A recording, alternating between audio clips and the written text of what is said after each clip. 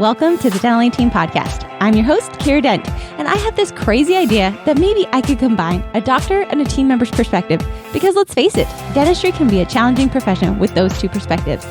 I've been a dental assistant, treatment coordinator, scheduler, filler, office manager, regional manager, practice owner, and I have a team of traveling consultants where we have traveled to over 165 different offices coaching teams.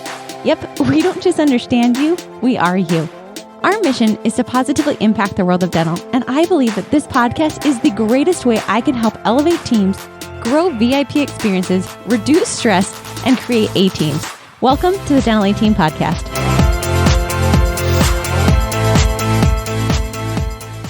Hello, Dental 18 listeners. This is Kiera, and you guys, today's podcast is one that ignites my soul on freaking fire. So I hope you're ready for it. Get your pens out. This is going to be the Secret Success podcast. Yep, I've been taking notes over here. Don't fret. Just so you guys know what I sometimes do, I am driving back from Sacramento area. I just met up with my mom because Jason's super rad and he, left his glasses at my mom's house. So instead of either my mom or myself driving 4 hours, we both opted to meet in the middle and both of us would just drive 2 hours. But I will tell you, the drive between Reno and Sacramento area where my mom lives, she lives off of Highway 20.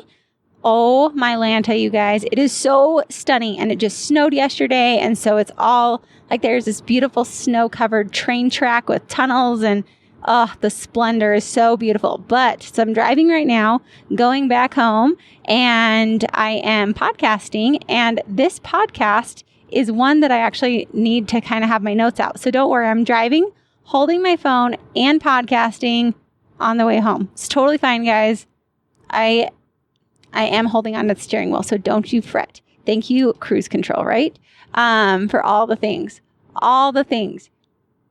So with that said, let's dive into my topic today. The topic I wanted to talk about for you guys today is I've been noticing some trends and some themes of what makes a successful dental office. And I thought, man, I bet you the Dental 18 would freaking love this because if I was in your shoes listening to this podcast, yes, Kiera, please tell me you see all of these offices that are successful.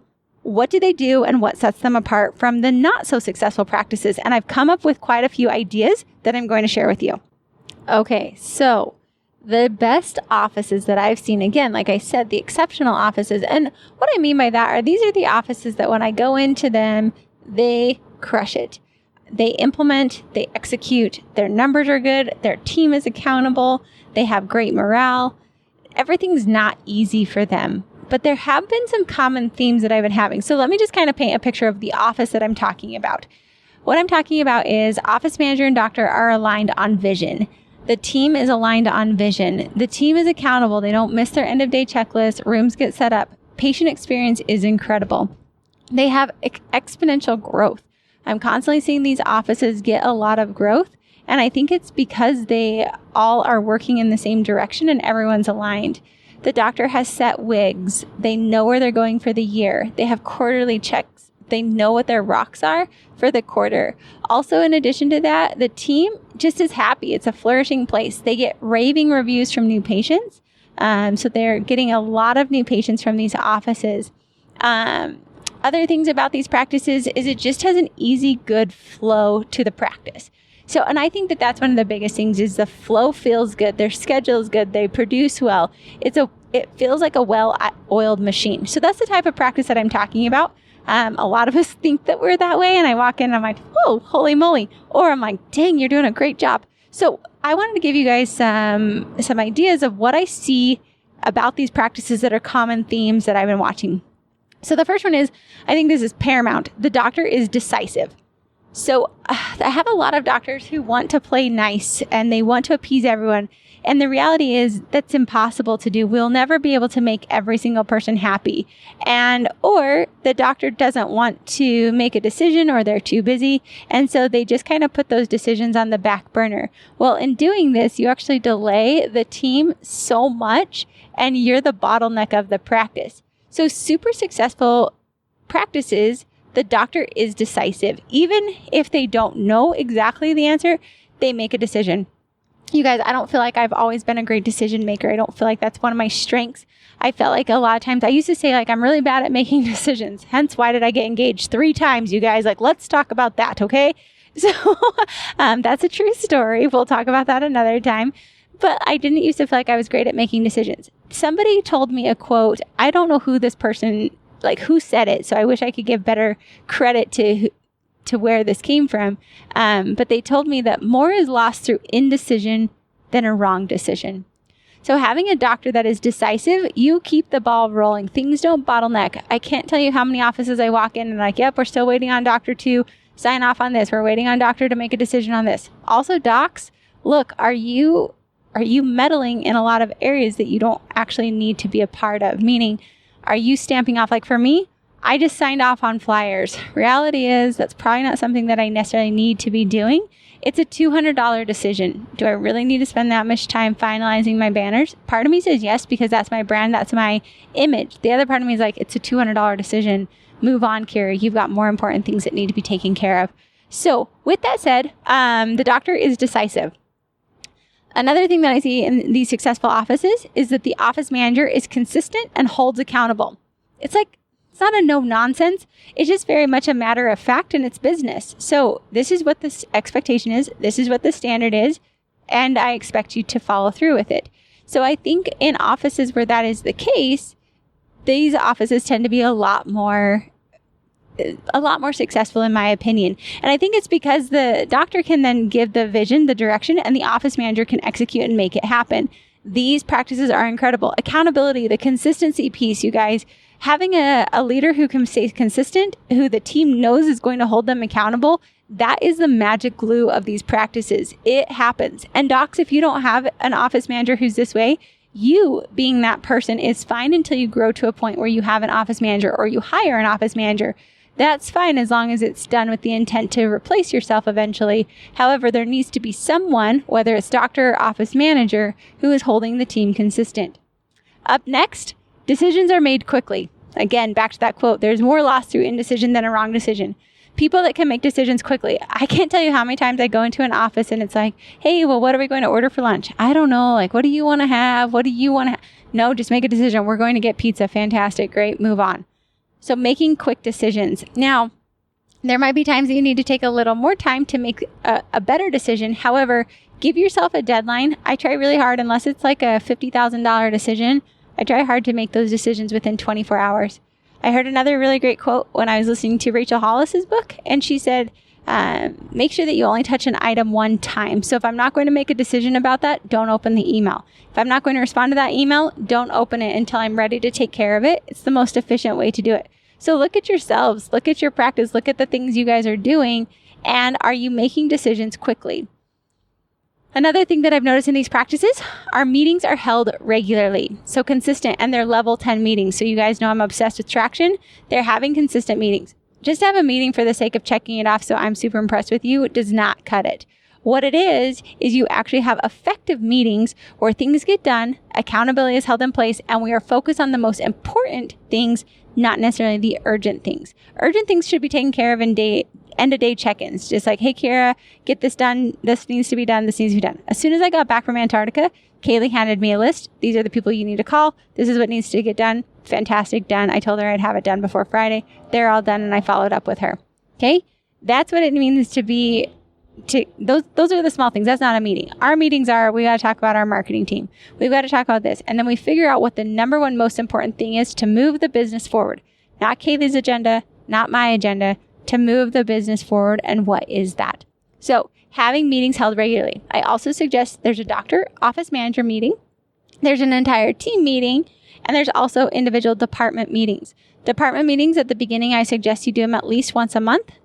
If you guys are super calibrated, you guys can maybe move them to once a quarter. However, you can get to a point where you over communicate. However, I think that that's usually not the case in 95% of all offices I've seen. So I would suggest having at least at a minimum weekly doctor office manager meetings where you guys are calibrated, because docs, guess what? That office manager is taking your vision and executing, and you want to make sure that they're executing in the direction you want them to go. Not the direction they want to go, but the direction you want it to go. And you guys calibrate together of which direction is that actually going to be.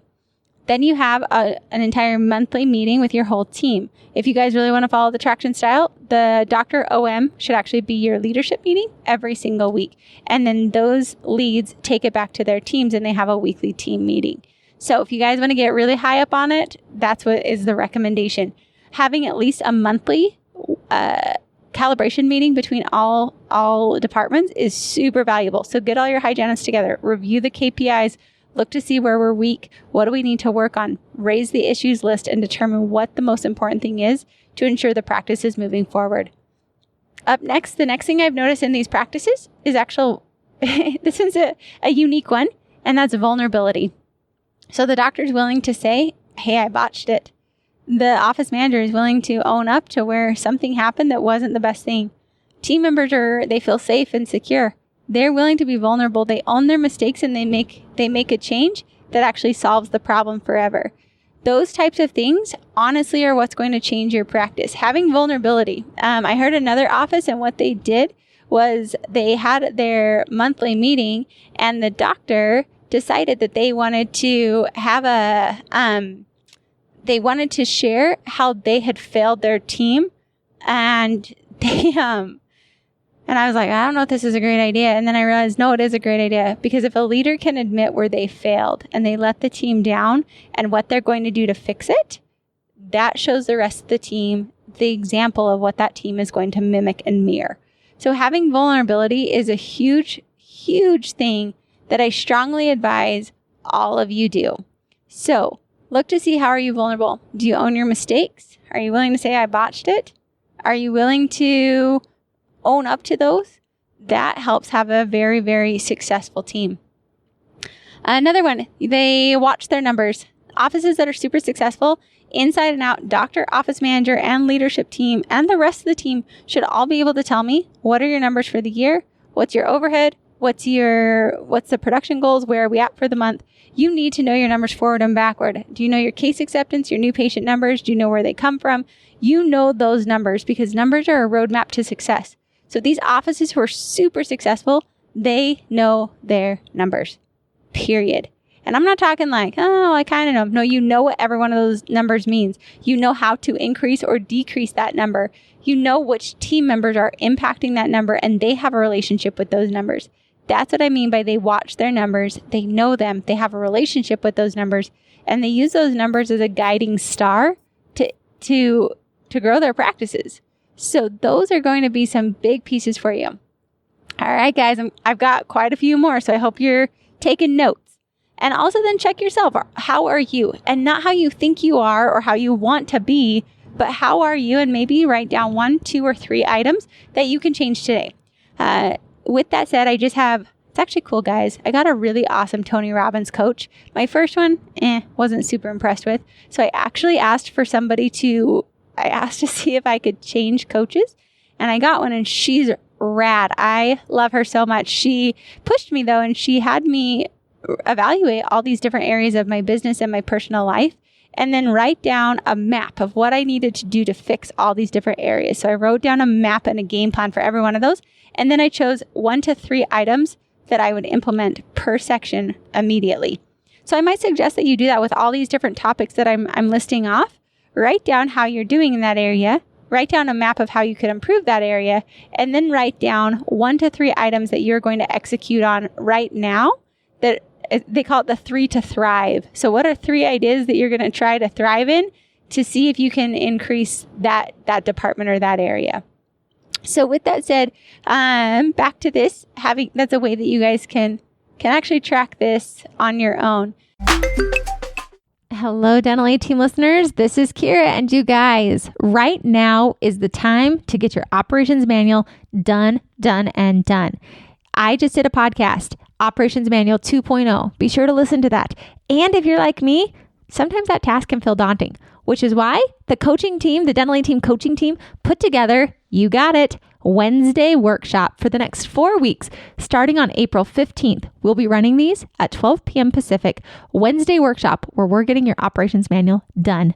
We're taking you through step by step to ensure within 4 weeks, you actually get that operations manual done with accountability, with traction, and with ease. So be sure to join us. It's free for all. So there is no reason you shouldn't join us and get that operations manual done. Wednesday workshops every Wednesday starting on April 15th, running through May 6th at 12 p.m. Pacific time. Pop on over to thedentalateam.com/strategy to join our webinar series. Can't wait to see you guys there on Workshop Wednesday. So up next, other things that successful offices do after they watch their numbers is the team is engaged in the office plan. I found that the really, really successful practices, they actually really utilize their team, and the team knows the plan. The team knows what's going on. The team knows what the yearly goals are. And you guys, it's funny because I can't tell you how many doctors I hear tell me, Kiera, I feel really uncomfortable sharing my numbers with my team. That's fine. As a business owner, I'm right there with you. I feel awkward telling my team what our numbers are. I will flip sides and tell you as a team member, I wanted to know. I didn't judge you. I didn't think of you. And honestly, if a team member is judging you, they might not be the right team member on your team anyway. So just keep that in mind. Bottom line is really, truly successful teams want to know where does the office need to go. So it's a benchmark that they can work towards. When you get your team engaged in the office plan and also the team engaged in personal development. What I mean by that is the team is listening to podcasts. They are doing CE. The team is reading books. They're having a book club together. They're working on personal development together. These are those successful practices because what happens is now you don't just have a team. You actually have a group of people super, super, super committed to growing to be their best self. And you have a common verbiage and knowledge and culture of this practice to really grow to the highest height. So I would suggest for all of you that is something of making sure, is your team actually engaged? Do they know those numbers? Are we having personal development? Are we growing this team to be the best successful team that they could ever be? Up next is the successful offices. They don't try to be everyone's friend. Let me just let that sink in. They don't try to be everyone's friend. They know that there might be some decisions that they have to make that are going to turn people off. They know there will be decisions that might upset somebody, but they know that these decisions are in the betterment of the practice. I was coaching an office manager this morning, and she's got a team member that she's got to work with, and I know that the conversation she's going to have with this team member is probably going to ruffle some feathers. And I told her, because there's another girl that I was talking to when I went to Antarctica, and she actually is one of the designers. She's over the design of Nordstrom. So she's got a lot of people. She's got some high-end clientele. She's got a pretty big job on her plate. And she told me, she said, oftentimes I will have to make a decision. And I know it's not going to be favorable per se for the person I've got to talk to. She said, however, I have an entire team that's looking at me, that's watching every move I make. And what I'm telling them, if I let somebody else fall short, is I am telling them that the standards don't matter, that it's okay, none of these things matter. And she's like, and I actually let the rest of my team down. I thought that was super interesting when she told me that, and I had never thought of that, of sometimes I try to be everyone's friend, and in doing so, I actually let the rest of my team down, and I set a standard and a stage for every other person who's watching me. You have to remember that people are always watching you. They're listening to your words, but they're more so watching your actions. What do your actions say? Are you trying to be everyone's friend? Are you trying to make everyone happy? Because guess what? It's not going to happen. You need to realize what's in the best interest of the business. And if your whole team can speak in that communication, those hurt feelings and that sadness go away, because everyone's looking for how can we be in the best interest of the business, and you're not trying to be everyone's friend. The best leaders I see don't try to be everyone's friend. They're more concerned about what is in the best interest of the business so they can keep everyone with jobs and make sure the business is successful and profitable. Up next is they delegate. The successful offices are truly incredible at delegation. Delegation is their jam. They're so dang good at delegation. They don't have a badge of significance with having so many tasks to do. And I think I probably see this because I'm that way. A lot of times I like to be busy or to have so many things that I'm responsible for, so I feel important. A lot of my other doctors, like one office I'm thinking of in particular, who I just think is so ridiculously successful, the doctor immediately day one of a startup practice, he put the associate doctor's name on the door as the owner. And I was like, well, why would you do that? Like, you just gave away your glory. And he said, I want to, because if I don't, I can never leave this practice. I will always be here. He said, and honestly, I want him to be more successful than me. That's what I genuinely want. I want the rest of my team to be more successful than me. When you actually have that as a leader, you want your team to be better than you. You want to empower them and inspire them.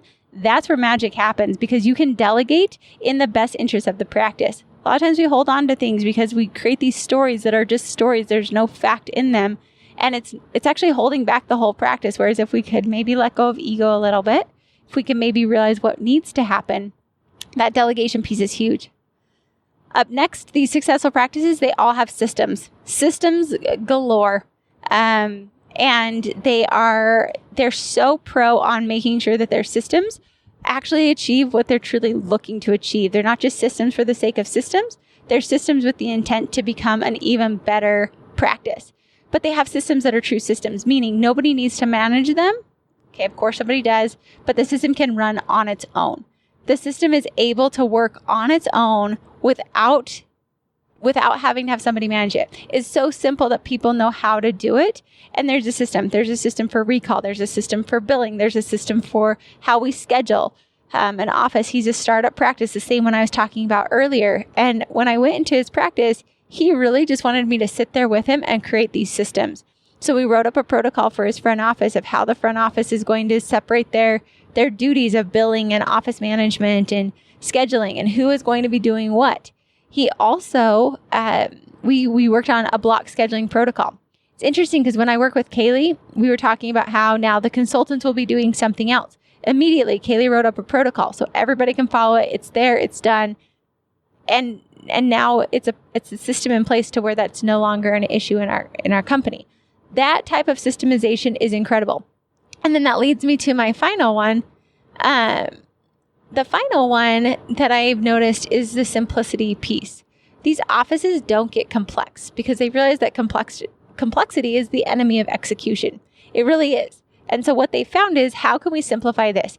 And then they question, is our system really serving us and leading us where we want to go? Or is it just in place because we put it in place and that's what we've always done? Is it tradition, or is it really serving us in the way that we had intended for it to do?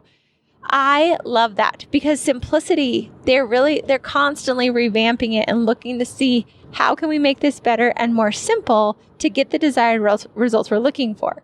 Dr. Summer Caswell is a great example of this.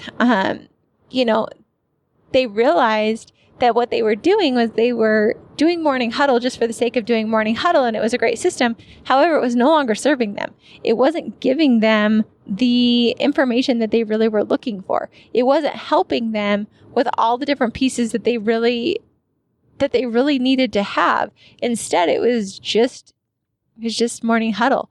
So then they realized, well, we need to have morning huddle. It's a great system. We've already got people here. And then they really started to think, what is the purpose of morning huddle? Morning huddle is supposed to help us win the day. So how can we get every team member engaged? These offices are asking better questions and getting better results. And I think that that's the key. So I've just rattled off truly a secret recipe for how to be one of the most successful offices I have ever seen. I don't think I'm the golden rule of successful or non-successful offices. All I say is I've seen a lot of practices. And I think that these successful offices are the ones who have less stress. They have more productivity. They have better patient care. They have happier teams. So whatever your definition is of success, these are some items, some common themes that I've been seeing across the board that I really thought would be an amazing podcast to share with you. So you could then check yourself. Again, back to the Tony Robbins that I said in the middle of this. She had me make a map. So of all those things I listed, map off your game plan of how you can improve in each one of those areas. And then from there, pick the top 3 things to a max 3 things that would be your ones to implement, the 3 to thrive. You're just going to try it out. Maybe for delegation, you're going to try and you're going to give away 3 items, whatever it is, but make sure you stay consistent to the things you're trying to execute and implement now. All right, you guys, you're listening to the Dental A team because your team should be the A team, not the B team, not the C team, not the D team, the A team. Check yourselves. Let me know. These are some themes I've seen to help you increase to be the best version of yourself. All right, you guys, thank you so much for listening, and I'll catch you next time on the Dental A Team Podcast. And that wraps it up for another episode of the Dental A Team Podcast. Thank you so much for listening, and we'll talk to you next time.